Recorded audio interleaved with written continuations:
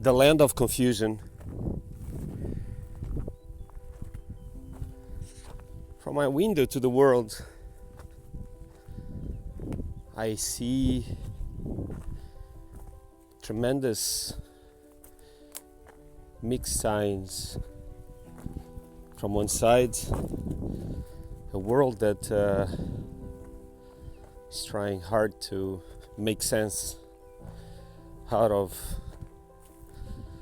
an unexpected disease, which, honestly speaking, it's been around us for many decades. This virus is probably just a small footnote on the bigger story, and for that you don't really need to be a specialist. You just need to have the decency to look at statistics and numbers. It's tremendous drama for everyone suffering, but a much bigger drama for the much bigger numbers that have been suffering for decades and ignored by pretty much everyone around the globe. So from my window, this land of confusion is hard to believe, but it's even more confusing than it was before. I can tell you that if in the beginning and mid of March 2020 I went from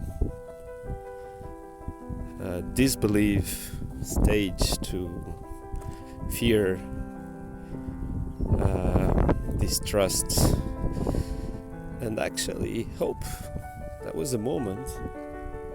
I'm not sure if I was trying to convince myself, but I could feel some hope. You know, when noises became different, even for someone living in the countryside, but I could even here I could feel the difference in the skies, in the energy, the way people driving.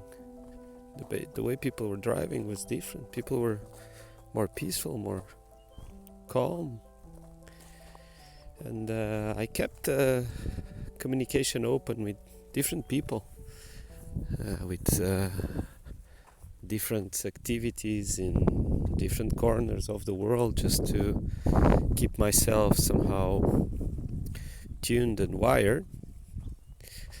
And there was, across the line, hope. But my window now shows me even more confusion than I could see back in those Ides of March.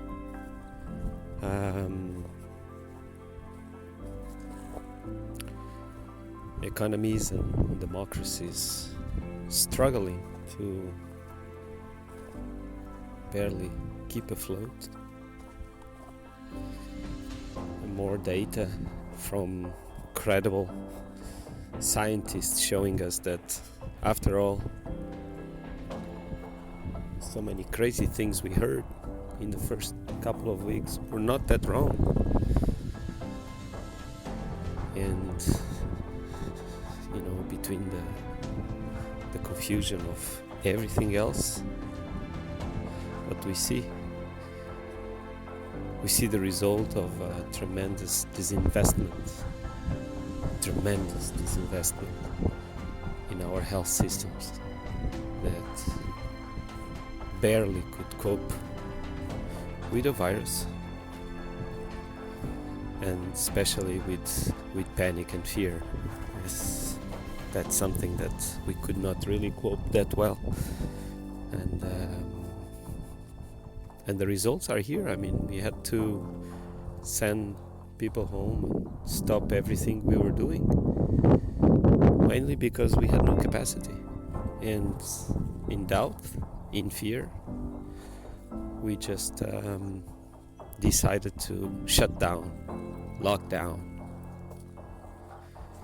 And I guess the taste from different players of such capacity and power, it's not that negative, huh?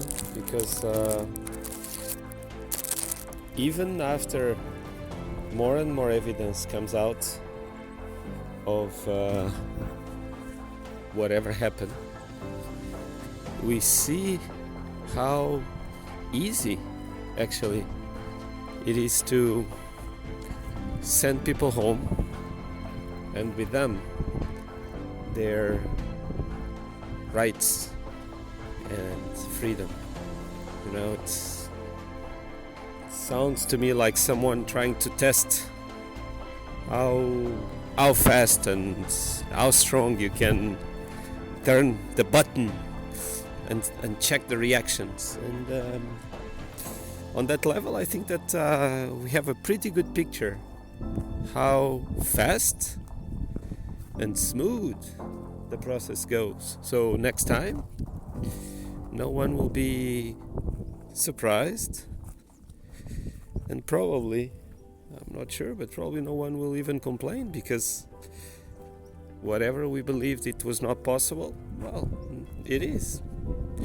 It is. Obviously, many changes are in the horizon. Many changes are in the horizon. Some a little bit more clear, some cooking in slow fire, but cooking pretty well already. All the myths about commuting, go to work from distance, and so on. We all understand that things changed at that level, and whoever will try to make new rules will take that into consideration. But at the same time, when I look at this land of confusion, I question myself. Where's the land? If the land is what you see from your window, or if the land is what is inside the room. And here I think things can get pretty interesting, because a lot of what you see is actually a reflection of the way you are living inside. What you consume, what you allow yourself and your brain to focus and spend energy. And obviously we can say that might be halfway to a life of alienation, where you create your own reality that does not correspond to the reality outside of the window. Well, who knows if the vision outside of the window is any close to any kind of reality. Looking at this period in the history of the world, well, time will tell us how much close we were to reality and how far we might have been. So where is the land? And what is the confusion? As the days go and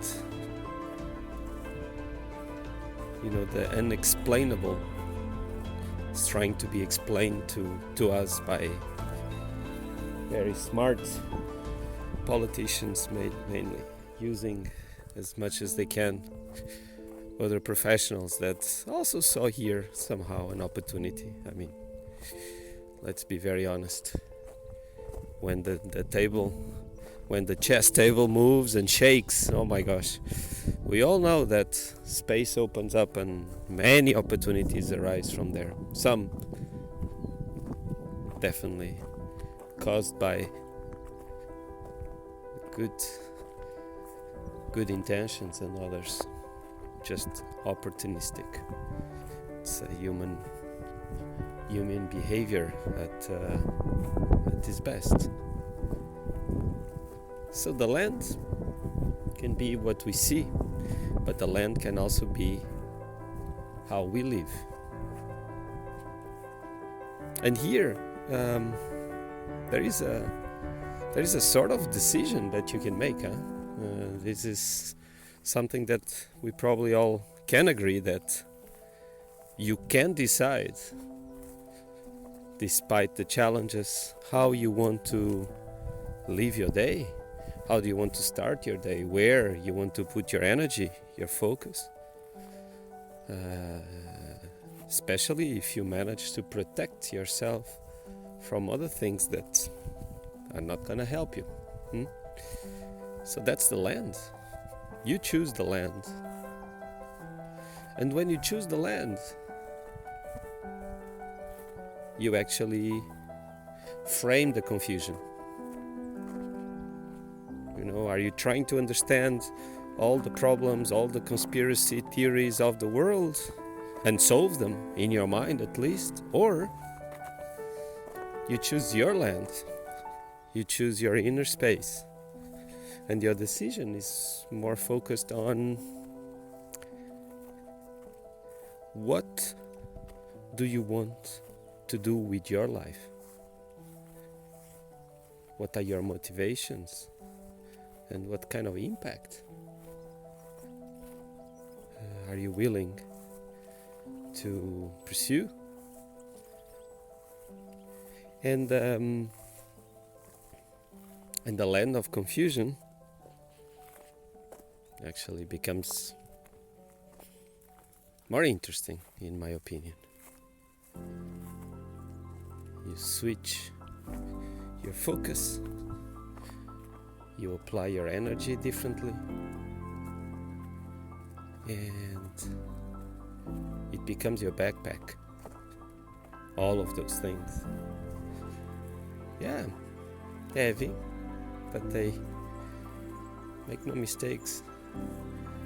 We all have our own backpack. And even knowing that at times it's really good when you see and you can feel that someone by your side can, lift the weight and release a little bit the pressure. Family, friends, colleague, that's amazing.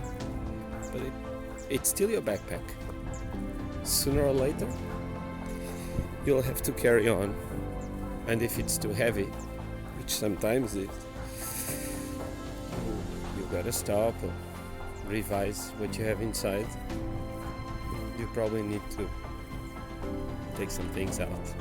This is one of my favorite metaphors from walking mentorship, from our outdoor programs, because when you go for a longer walk, believe me, you can go for some time with a heavy backpack, but you cannot go forever with a heavy backpack. It's not sustainable. A little bit like our life. You can drag your feet and, instead of walking, crawl. But that's not the way you are supposed to walk. You're actually supposed to walk pretty straight, so you can enjoy, the line of the horizon, the landscape, the surroundings. If you're dragging your feet or crawling, you cannot see them. It's a different approach. So, here we are, turning pretty closer to the middle of the year. And what a year, huh? Where do you stand? Where do you stand today? When you look at your initial plans, what have changed?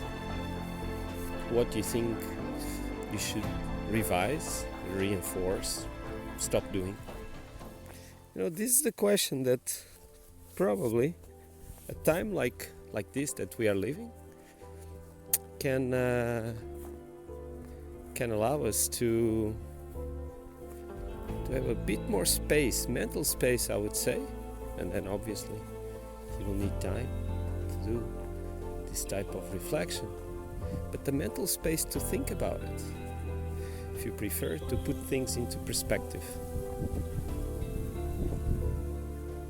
And then when you see more clear the road ahead, you go in your land, dealing with your confusion.